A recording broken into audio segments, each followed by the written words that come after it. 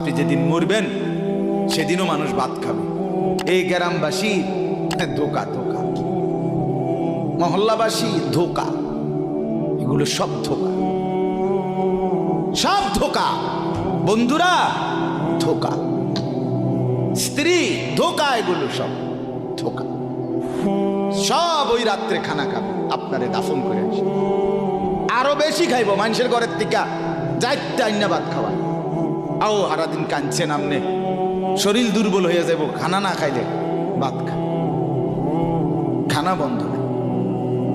লাশের সামনে, লাশের সামনে মুসলমান আজকে জানাজা, লাশ সামনে, এখানে দাঁড়াইয়া জিগায় খানাটা কোন দিন কইয়া লাইলে ভালো আছিল।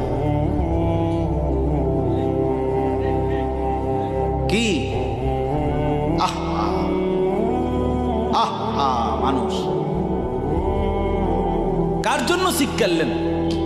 এই মানুষগুলো তারা আজকে জিগায় খানাটা কোন দিন করবে।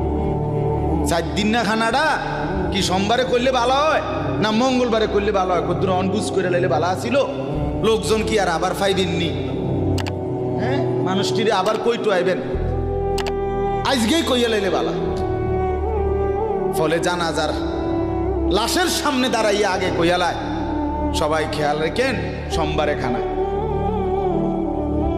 আহ, এর নাম দুনিয়া, এর নাম, এর নাম দুনিয়া। এই জন্য দুনিয়া বড়ই স্বার্থ, এটা রাক্ষস, শুধু গিলে খায়, তৃপ্ত হয় না, তৃপ্ত হয়। সেদিন আমি এক কুটিপতির বাড়িতে গেছি, অনেক বড় সম্পদশালীর বাড়িতে গিয়া তার বাসায় বাথরুমে গেছি। দেখি যে বাথরুমের যে দরজা, দরজার যে সিটকারি লাগায়, তো সিটকারিটা আছে, কিন্তু সিটকারিটা যেটার মধ্যে লাগায় ছোট্ট বল্টু একটা, এটার মধ্যে লাগায় যেটার মধ্যে আর এটা নাই। এবারে লাভ হইল কি, এটা কিদের মধ্যে লাগায়? কথা বুঝছেন না আপনি? লকটার এই ছোট ইয়াটা যেটার মধ্যে লাগায় আর এটা নাই। তখন আমি বের হয়ে বললাম, হা ভাইয়া, এরই নাম দুনিয়া।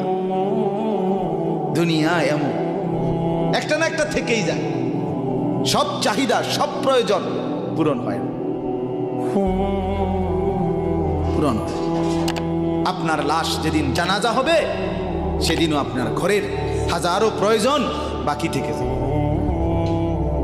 বাকি থেকে। পৃথিবী হাসবে ঠিকই, সিএনজিও চলবে, অটোও চলবে, সূর্যও ডুববে, চাঁদও উঠবে, রাতও শেষ হবে, দিনও আসবে, কেউ থামবে না আপনার জন্য। আপনি শুধু চলে যাবেন একা কবর, কেউ থামবে না। এরে বাপ, কেউ থামবে না।